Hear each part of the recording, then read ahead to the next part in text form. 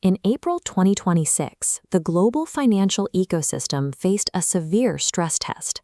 Kinetic military engagements escalated rapidly in the Middle East, colliding exactly with massive capital inflows into highly regulated United States markets. Standard macroeconomic risk models dictate a specific outcome for this scenario. When severe geopolitical instability intersects with internal credit contagion, highly liquid risk assets suffer catastrophic liquidation cascades. Investors sprint towards dollar liquidity. The internal credit contagion arrived precisely on schedule. On April 18th, malicious actors exploited a vulnerability in the Aave v3 lending protocol, extracting $193 million. Depositors reacted instantly, triggering an $8.6 billion capital flight that pushed borrowing utilization to 100% and violently spiked decentralized supply rates to 12%.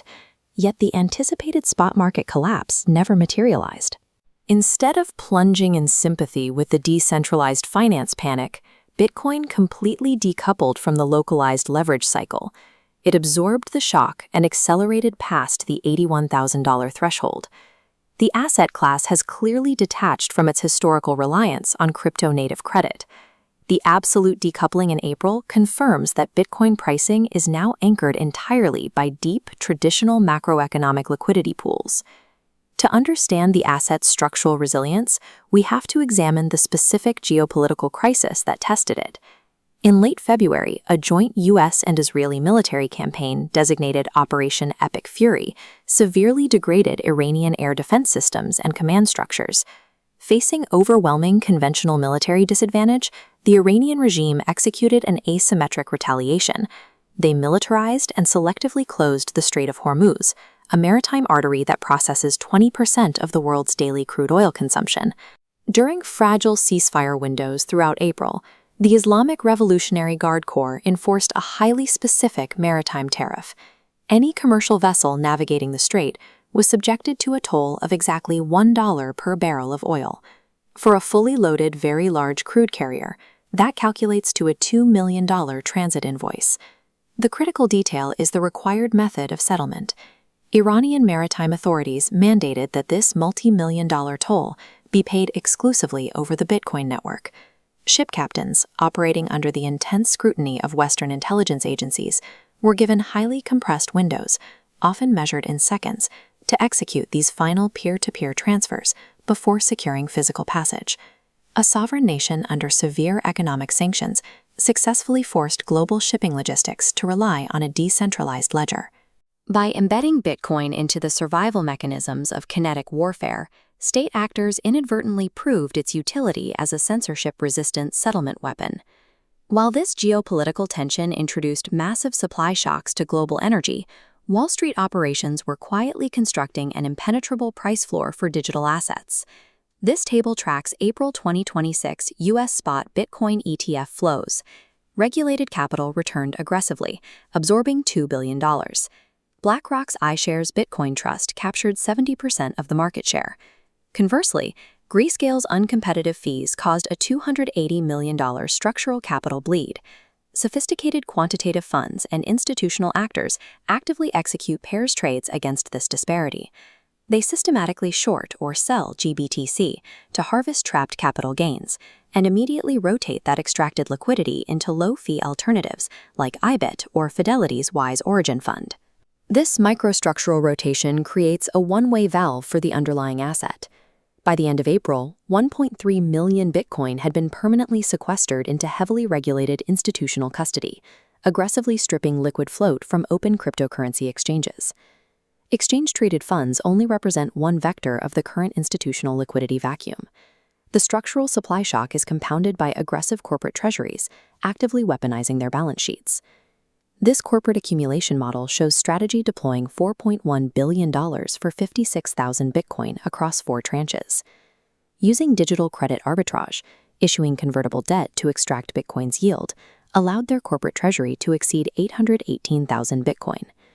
This chart compares the theoretical maximum monthly network issuance of 13,500 newly mined Bitcoin against the aggregate demand from U.S. ETFs and corporate acquisitions. Institutional purchases absorbed the equivalent of 6 to 7 months of newly mined supply within 30 days. When massive pools of fiat capital collide with mathematically fixed scarcity, it produces profound price inelasticity. A thickening cost basis layer forms, rendering the digital asset entirely immune to standard retail panic and short-term profit-taking. The traditional finance ecosystem has engineered its own supply squeeze. With liquid float rapidly depleting into institutional cold storage, any marginal increase in fiat-denominated demand forces aggressive, asymmetric upward price discovery. This brings us back to the Strait of Hormuz and a critical question regarding sovereign risk management. Why would a sanctioned military apparatus demand transit tolls in a highly volatile asset rather than accepting a stable, dollar-pegged alternative? Institutional risk officers frequently operate under the misconception that centralized stablecoins, like USDC or USDT, represent the ultimate frictionless settlement layer for global trade. Kinetic geopolitical stress proves this assumption entirely false. This diagram shows the hidden architecture of centralized fiat-pegged stablecoins, which feature hard-coded administrative kill switches. The Office of Foreign Assets Control leverages these freeze functions to instantly confiscate funds in real time. For state actors evading sanctions, centralized stablecoins are an immediate jurisdictional liability. The Bitcoin network possesses no governing administrator and no centralized point of failure. It relies exclusively on decentralized 10-minute block verification. A transaction broadcast to the network cannot be paused, intercepted, or frozen by any government mandate. When survival requires absolute, verifiable monetary sovereignty, dollar-pegged stablecoins fail the test. Bitcoin remains the only functional, sovereign-grade neutral reserve asset capable of surviving active financial warfare. The geopolitical tension reached its peak volatility in early May. Seeking to break the Iranian blockade and ease skyrocketing energy costs, the United States President publicly announced the initiation of Project Freedom. The initiative authorized a massive U.S. maritime task force to forcibly escort commercial vessels through the heavily contested waterway. The Pentagon confirmed the immediate deployment of guided missile destroyers, over 100 combat aircraft, and 15,000 military personnel into the theater. Just 48 hours later, the dynamics inverted. Following intensive back-channel negotiations mediated by the government of Pakistan, the administration agreed to temporarily pause the military escorts, citing progress toward a final diplomatic agreement. The macroeconomic reaction to the de-escalation was violent. Brent crude futures, previously inflated by the threat of supply chain rupture, crashed by nearly 5%. U.S. equities soared as stagflationary fears immediately evaporated. With the war premium removed from global energy markets, the structural ETF demand we calculated earlier was finally unleashed. Bitcoin demonstrated massive upside beta, surging cleanly past the $81,000 threshold to establish new support levels. The asset now demonstrably operates on a dual narrative. It commands a digital safety premium during periods of extreme geopolitical friction, but trades with aggressive large-cap technology correlation during macroeconomic liquidity expansions. As the physical supply squeeze intensifies, the domestic regulatory architecture in Washington is quietly removing the final barrier to entry for conservative sovereign wealth funds and massive pension allocators. Throughout the spring, the Digital Asset Market Clarity Act achieved critical progression through the Senate Banking Committee. The legislation replaces fragile, reversible agency guidance with codified federal law, clearly defining the jurisdictional boundaries between the SEC and the CFTC. The primary legislative gridlock, a fierce lobbying battle over stablecoin yields, was broken by empirical data from the Council of Economic Advisors, proving a yield ban would pass an $800 million net opportunity cost directly onto consumers. Armed with this data, the committee leadership finalized a historic bipartisan agreement. Market participants are clearly front-running this legislative clarity. Preliminary SEC Form 13S data reveals that early adopting macro hedge funds executing standard profit-taking are being rapidly replaced by systematic, long-only legacy wirehouses. Entities like Goldman Sachs and Morgan Stanley now hold multi-billion-dollar direct exposures.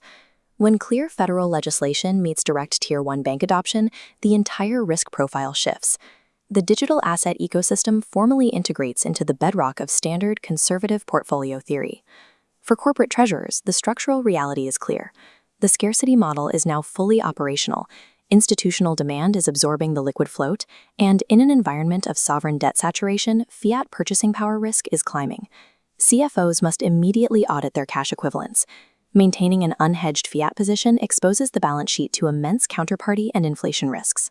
A highly conservative 1 to 3% allocation to digital hard assets serves as a necessary non-sovereign release valve. Furthermore, procurement officers face newly expanded supply chain compliance vectors. With sanctioned states openly weaponizing Bitcoin to collect transit tolls, rigorous blockchain analytics are required to ensure payments made to international logistics providers do not inadvertently interact with OFAC-sanctioned wallet addresses. The calculus dictating corporate finance has entirely inverted over the last 30 days. The risk of holding zero digital assets on the corporate balance sheet now vastly